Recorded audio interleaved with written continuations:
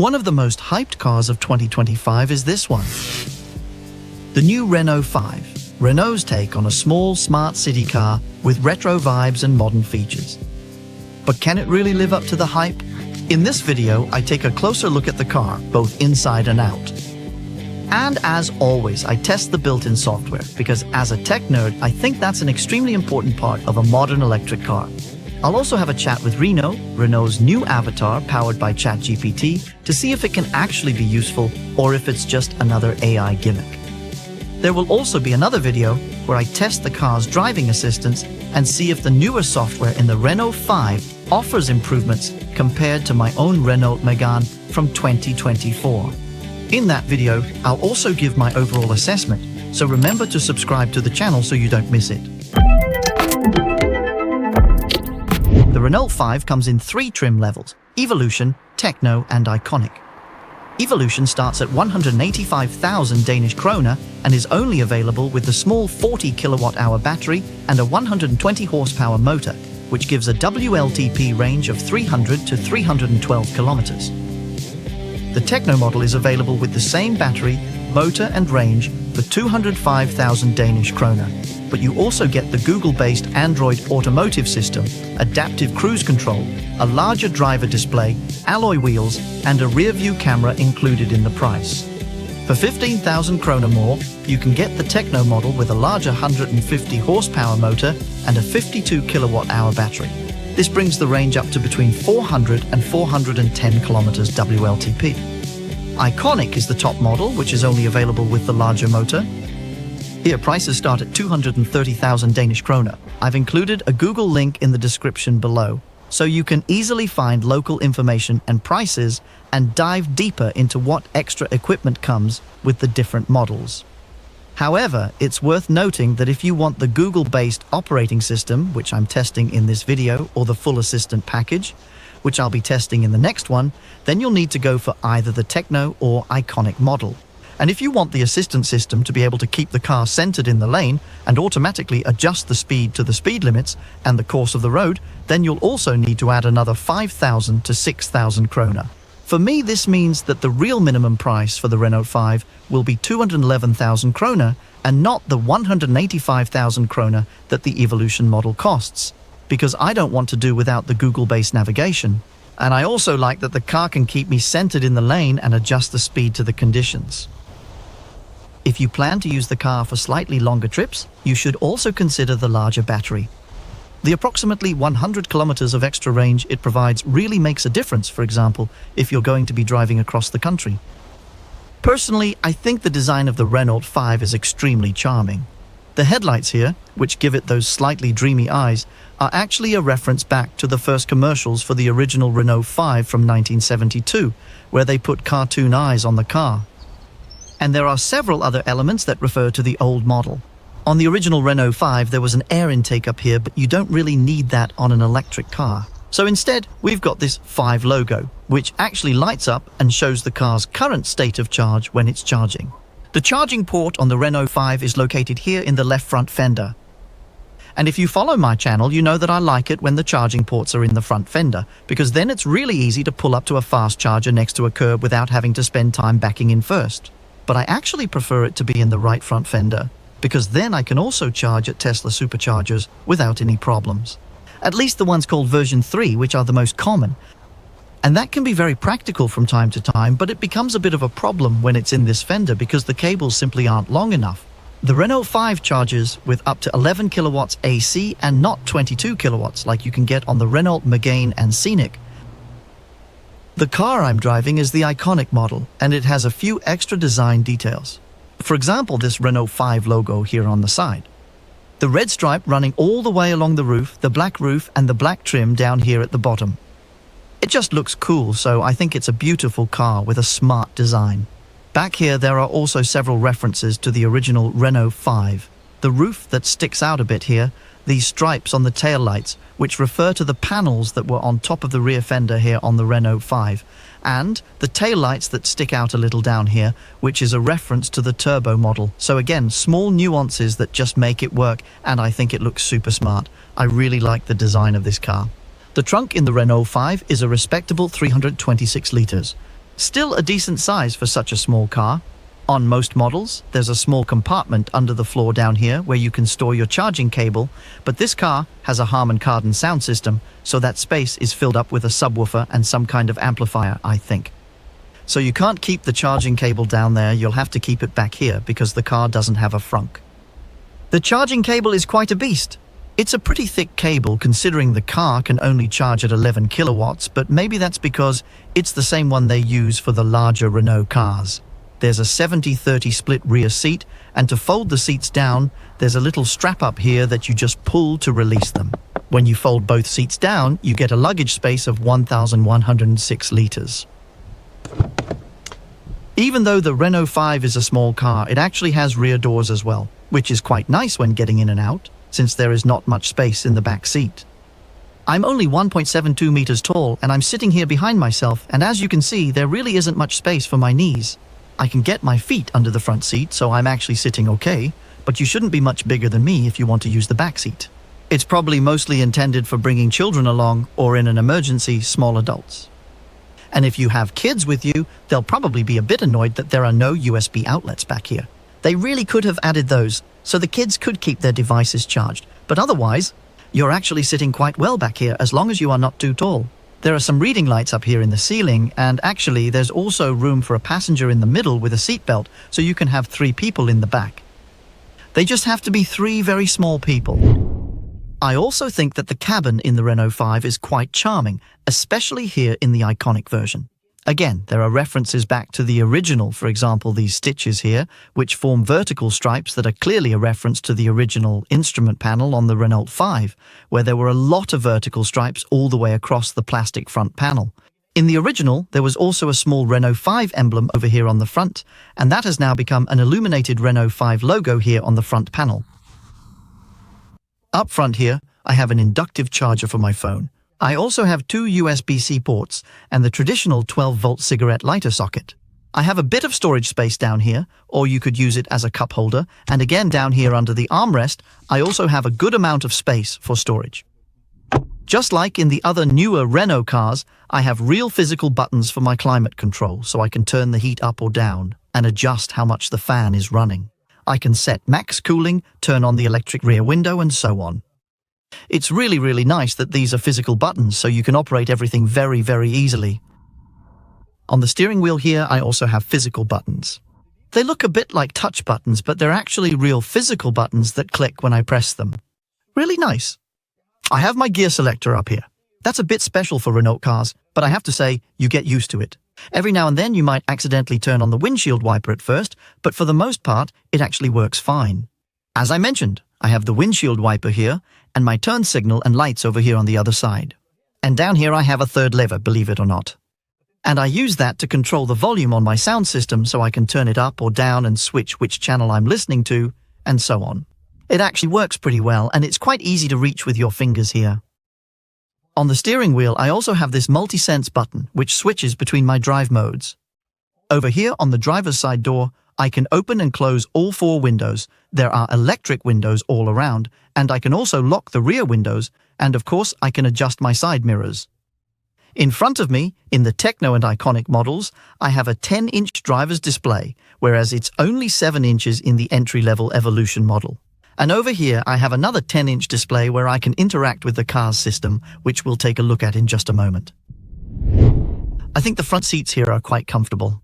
Overall, you actually feel pretty good up here in the front of the Renault 5. In terms of materials, well, it's actually quite nice. It's this kind of soft plastic material up here.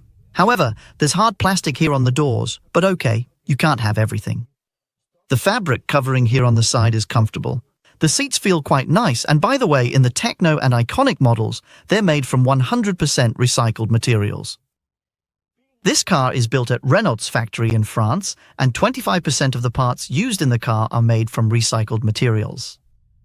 At the same time, Renault says that 80% of the suppliers providing parts for the car are located within 300 kilometers of the factory. So that means the parts don't have to be transported very far, which again is very good for the environment. The roof lining in the cabin is made of grey fabric, but with these square embossings in it, which actually looks pretty cool. One thing I don't like about the Renault 5 is the rear visibility. It's already quite small, that's obvious, but because there are headrests on all 3 rear seats, they pretty much block the entire view. I would actually consider removing the headrests if I don't usually have passengers in the back. Because, for example, if I'm driving on the highway and have just overtaken a car and glance in the rearview mirror to see if I've passed, then the headrest over there on the right side almost completely blocks my view. So that's not super great. By the way, the car has heated front seats and a heated steering wheel, and these are controlled from the touchscreen up here, unlike the rest of the climate system. So let's take a closer look at the car's software. The first time you get into a Renault, you get a new friend. Hi, let me just introduce myself. This is Reno, Renault's new avatar, which is supposedly based on ChatGPT, but let's see what he says about himself. I am your co-pilot, ready for service. I'm here to help make your Renault journey safer and more comfortable. For example, I can send you messages and reminders. Here are some examples of my tips and tricks. Your driving seems compatible with Eco mode, which improves driving range. Would you like me to activate it for you? I sense that there may be a risk of fogging on the windshield. Should I activate the defogging?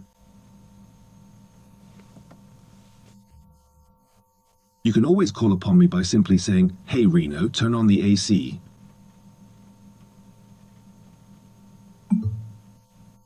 I'm sorry, I don't understand. Could you repeat that? Well, I didn't actually say anything to him, but apparently he would like me to say something. Hi, Reno. Can you tell me a joke? Sorry, I don't quite understand. Can you repeat that, please? We'll get back to him in a moment. The operating system in the Renault 5 is Android Automotive with Google Maps. At least if you choose the Techno and Iconic versions, and I would definitely recommend that, because it's a really, really good system. It's the same system I have in my Renault Megane, and I am extremely satisfied with it. Let's take a closer look at what it can do. On your home screen here, you have Google Maps on one side, and then you have 2 shortcuts over here on the other side. If you press and hold on them, you can choose between different settings. So if you want a different shortcut, you can select that instead. And if you'd rather have the map take up more space, you can tap this little arrow here, and then they move to the side, giving you a much larger map.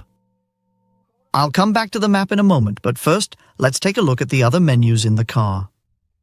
You switch between them over here on the left side, and the next option you can select is the media menu. This is where you have your radio, and you can also go in and select other audio sources. For example, you can use both Android Auto or Apple CarPlay wirelessly. Both options are available in the car. You can connect via Bluetooth, you can install an audiobook app, for example, and so on. All your audio sources are found here. You can also plug in a USB stick with some MP3 files if you want. Your next option is your phone. If you have a phone connected via Bluetooth, you can control it here. And the third option is the car's apps. It's an Android-based system, so you also have a Google Play Store where you can go in and find all the apps you want to install on the car. And there are quite a lot to choose from, as you can see here. What's a bit funny is that there actually aren't a YouTube app. Some other cars I've tested have had a YouTube app, but strangely not this one. And since it's Google that makes the system, that's actually a bit surprising. There is YouTube Music, but there is no YouTube app. But if you want, you can install a browser in the car, and then you can watch YouTube that way. And there are also various other streaming services you can install in the car. I have the same options in my Renault Megane, and generally I would say that I initially installed a few apps right when I got the car, but I actually haven't really used them. But if that's your thing, there really is a wide selection of apps here, far more than in other cars with different systems. At the bottom, I have my car menu, where I have my drive modes over here, which I can adjust various settings for, and these are the ones I switch between using the multi-sense button here on the steering wheel. Under electric, I can see the energy flow when the car is running. I can program when it should charge the car if it's connected to a charger at home. I can set whether it should charge up to 100% or maybe a bit less, and I can also set how much it should discharge to, if I want that. I also have a setting in here called Plug and Charge.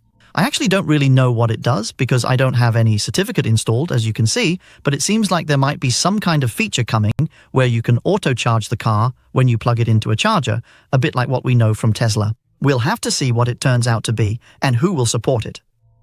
If you have the full assistant package, you can also get some hands-free parking assistance. You can adjust the air quality, you can go into My Driving and see how you've been driving, what your eco scores are, and so on, if that's something you're into. And of course, you have all your driving assistants, which you can activate and adjust, and I'll get back to those in the next video. Down under settings here, you have various other system settings for the car, Bluetooth, privacy, apps, notifications, clock, and you can create profiles and so on. If we just go into system, we should be able to see which version of the system it is. It's Android 12, Android Automotive 12, and I can see some values here for some core system components. I can see a build number here, and I can get some more system information here, including a software version and various other software versions for the car. In general, I would say that my experience with Renault software, even though they offer over-the-air updates, is that you shouldn't expect to see a lot of them. I've had my Renault Megane for over a year now, and I haven't received a single update for the car. Even though newer versions of the software have been released, you shouldn't expect to get them in a Renault. So if you want a newer version of Android Automotive, you'll have to buy a new car. At least that's how it's been up until now. So now at least you can see what version is in this car, and maybe there will have been a small update by the time you watch this video. But let's get back to the maps, because one of the really important things in an electric car, especially when you're a new EV owner, is that the car can help you with where and when you need to charge. And here you have one of the best systems, if you choose one of the Renault 5 models with Android Automotive and the Google-based system, because it's incredibly good at calculating how much power you use along the way and at planning your charging stops. I usually try to navigate to the Opera because I also use that to test whether the voice assistant can support points of interest. I like to tell the car where I want to navigate to so I don't have to sit and type it on the screen. I know that it works because I have the same system in my Renault Megane, but we can still give it a try anyway. I can activate it either by pressing this little microphone on the steering wheel, or I can just say, "OK Google, the Opera." And then it starts navigation to the Opera. I don't need to say navigate to or anything like that. I can just say the point of interest I have in mind and nothing else. And then it knows that's probably where I want to go. And I don't have to confirm or anything either. It just starts the navigation, and then we're off. Super cool. It works really, really well. I can also see how much charge it expects I'll have when I arrive. And my experience here is that these are pretty accurate estimates.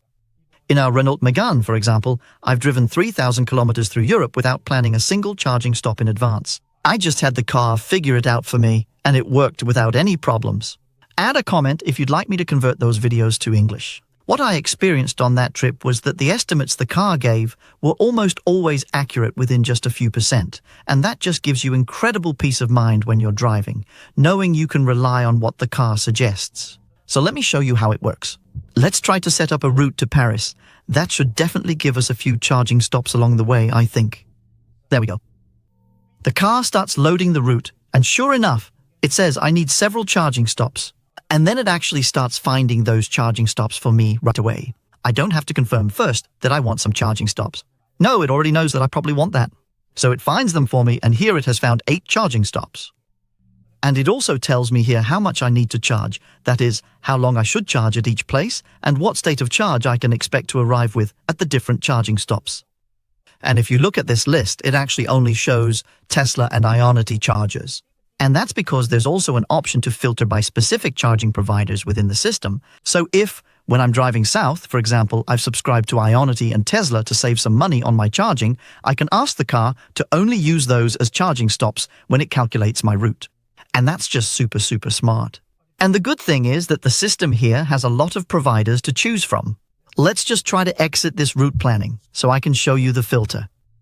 Here under charging stations, I can choose different filters. Among other things, I can filter how fast the charger should be and what type of plug it should have. It's always type 2, so that doesn't really matter. But down here under payment, I can choose which providers it should use when planning my charging stops or searching for charging stops. I have some that are often used in Denmark. They don't make much sense, except for maybe Shell, so I don't know what Google is basing the list on. Maybe they'll update it at some point. But below, they're listed alphabetically from A to Z, and as you can see, there are really, really many. As you can see here, you also have Clever in there, so if you have Clever One, and you often want to drive around Denmark and only charge at Clever chargers, you can ask the car to only select those when it plans your route. So that's also super, super smart. There are some Danish providers that aren't included. For example, I haven't seen Circle K or Nordlys in here yet, but when I got my car a year ago, there weren't clever chargers either, and there weren't nearly as many as there are now. So I think Google updates it continuously, and you don't need a software update in your car for that. It's something Google updates themselves because the entire Google Maps part runs online. So that's also super smart. And it's really cool that I can get the car to choose the providers I want, instead of it just picking some random ones, which unfortunately a lot of other cars do. I also have the option to swap out a charging stop along the way. If the car has planned a route for me and I realize I want a different charging stop than the one it chose, I can do that too. Let me show you how it works. To replace a charging stop, you need to have started your route, so I'll just do that now.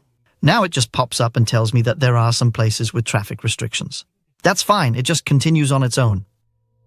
Now the route is active, and if I press down here, I get an overview of my different stops. And I can see when I'm expected to arrive, how much charge I'll have when I get there, and how long it estimates I'll need to charge at the different stops. And if I click on a charging stop, I get more information about that particular stop. Among other things, I can see what facilities are available at the stop, and I also have the option to press replace. And then it finds all the other chargers near this stop. I can then scroll down here, and it shows on the map where the various other chargers are located. And the further down the list I go, the farther away from the original stop it looks. And if I find another charger that I prefer, I just select it, and then it replaces the original one when I confirm the stop. And then it's switched out. Super easy, and it also works really well. I also always make a point of testing the voice assistants in cars, and we've already seen that Google Assistant, at least when it comes to navigation, works really well. I already knew that, because that's the one I use myself. And that's what I use it for the most, because as I said, it's much easier than having to sit and type on a screen. It can also control other things in the car, like setting the temperature or turn on seat heating and so on. But the Renault 5 here has also gotten this Reno avatar, which is based on ChatGPT, and supposedly it should give me these proactive suggestions like choosing a different drive mode or maybe defogging the windshield, but I haven't experienced that. I've only had the car for a week, so maybe I haven't driven enough for it to have encountered situations where it would say something, so I simply can't comment on how well it works. But as an assistant, in terms of the other things it can do, it's honestly not that impressive. For example, if I go in and ask what it can help me with, it gives me some suggestions. Hi Reno, what can you help me with? I am your co-pilot. You can give me a voice command right after you've called me with "Hi Reno," followed by your command. I'm showing the help menu now, and here. It then shows some suggestions for what I can ask it about, and one of the suggestions it gives is, for example, that I can ask it to tune in to DRP3. So let's try that. Hey Reno, switch to P3. P3, one moment please. It actually managed to do it this time. The 3 other times I tried it, it couldn't figure it out, but Google worked every time. So yeah, it's a bit hit or miss. I have to admit, I'm not really sure what I'd use it for when it comes to the voice assistant. I'd probably rather use Google Assistant, which is a bit more fully developed. Of course, it's interesting that they've included it as this proactive assistant which might be able to give advice on how I can use the car better, but it's a bit hard to assess whether it's actually useful when I only have the car for a week. So far, I think it feels mostly like a gimmick, and I can't help but think of that Clippy fellow from the Microsoft Office suite back in the old days, every time he pops up on the screen of the car. Fortunately, you can turn him off, so if you don't want him interrupting, that's also possible. In the next video, as I mentioned, I'll be testing the car's driving assistance, and you can watch it by clicking right there. Please also give this video a like, and if you'd like to support the work I do, I'm always happy for a cup of coffee. See you soon.